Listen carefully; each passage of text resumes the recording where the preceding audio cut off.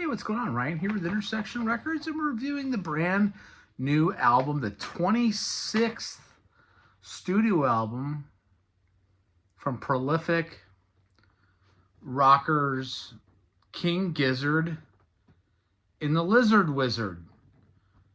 Formed in Melbourne, Australia in 2010, this is their 26th studio album in 14 years. They had 4 studio albums, for instance, in 2022 alone. This band is amazing. They perform albums in all different kinds of genres. This album here is more of a blues, rock, retro kind of record, but their last album was a synth pop record. They have done thrash, progressive rock albums, thrash albums, psychedelic records, sludge records, jazz records, folk records, synth pop, like I said before, pop rock albums, heavy metal albums, psychedelic jam band records. They are led by guitarist, vocalist Stu McKenzie. He also plays bass on many of the tracks here. He plays organ, he plays mellotron. Ambrose Kenny Smith. By the way, everybody sings, everybody writes. Let me read something that they say about this album. It says, "We wanted to make something that was primal, instinctual, more from the gut, just people in a room doing what feels right. We wanted to make something fun." This is fun record. "We came in with the roughest skeletons of songs and tried to keep the arrangement simple, free, and easy. The best takes were always the ones where we were winging it pretty significantly. This is our most collaborative record. The collaboration was occurring in the room. It was free and everyone was bringing in songs and ideas. We wanted to have as many lead vocalists as we could to pass the mic, like, this is my part, my idea, I'm going to sing it, and then I'm going to pass the mic along to you, and you can do your thing." The whole record is built around that. We ended up doing a lot of backing vocals and extra recordings, everyone in the room around a couple of microphones just to give it that feel. He goes on to say, we had broad themes for every song and for the bigger picture of the album as a whole, but once the mic was passed, it was all up to the person who was singing. These songs weren't written in isolation. Someone would write their verse, sing it for the demo, and that would inspire the next person's part. So we were riffing off each other. Lyrically, it's all pretty introspective. We're having a lot of fun, but we're often singing about some pretty heavy shit and probably hitting some deeper, more universal themes than usual. It's not a sci-fi record. It's about life and stuff. The record is like a really fun weekend with your mates, like proper fun. Anyway, again, Stu McKenzie's the mastermind here, kind of leader. Ambrose Smith Kenny plays some harmonica all over this album, saxophone, piano. Joey Walker is a guitar player, plays a little bass. Michael Cunningham plays drums.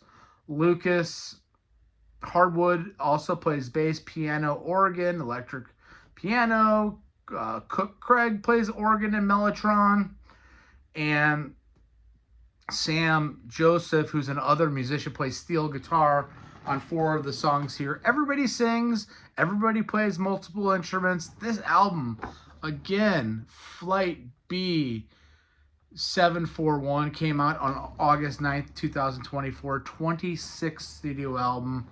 Let's get into this. Mirage City's punchy, garagey, retro. There's some steel guitar. It's like the Flying Burrito Brothers meet Mason Prophet, if you know who they are. Love this song, just killer. The next song's Let's Go, some harmonica on Antarctica.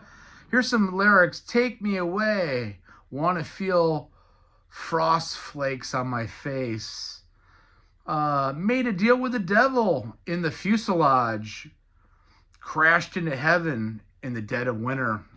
Just Wild lyrics, fun, lots of different twists and turns. Another top song, Antarctica. Raw feel. It's one of the singles that they released. Each song gets better than the next. Feels good. Kind of has a little bit of a T-Rex vibe to this one. Really, really dig it. The next song, Fields of Vision, that was one of the singles that was released. Fuzzy guitars, hook after hook after hook after hook. Today's a Friday. This feels like a Friday and Saturday night album. It's a great way to just get in your car and blow some doors on a highway on a beautiful summer day. This is a summer record, a hog calling contest.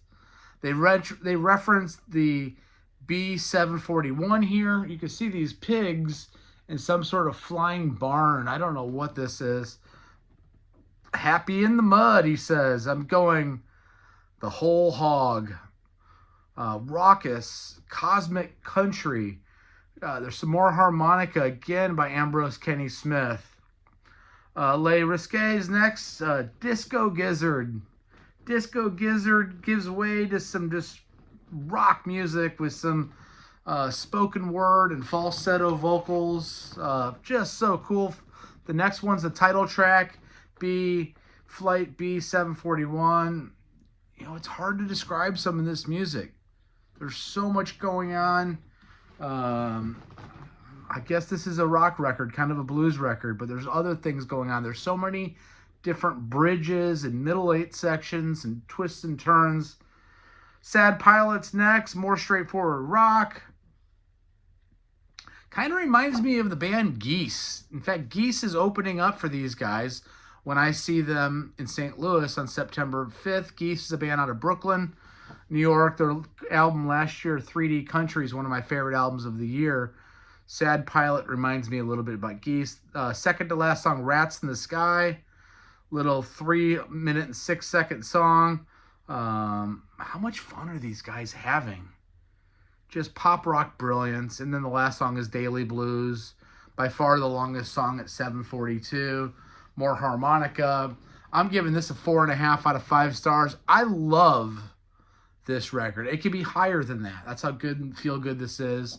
Check out my channel. We do shows every single day. Check out the new album by King Gizzard and the Lizard Wizard, Flight B741. Peace. See ya.